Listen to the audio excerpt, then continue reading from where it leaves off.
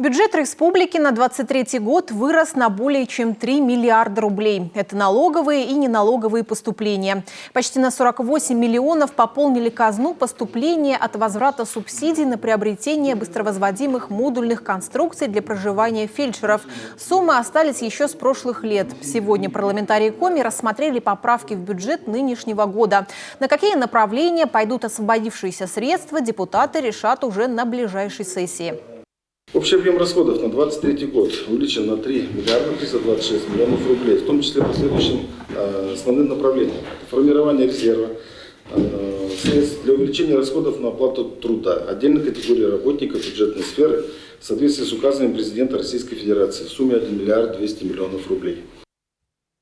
У контрольно-счетной палаты возникли вопросы по простаивающим жилым помещениям в Воркуте. Ежегодно республика выделяет средства на их содержание.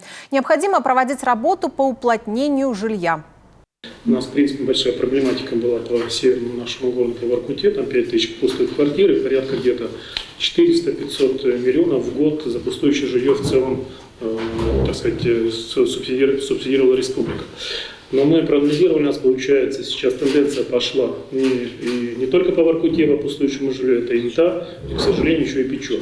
Поэтому есть смысл, наверное, посмотреть практику, которая совместно с Минстроем и администрацией Воркуты была несколько лет назад инициирована в части уплотнения поселка, пустующих квартир, иначе серьезные суммы с сотнями миллионов могут опять также ложиться бременем на НТУ, на Печору, как это произошло по Воркуте.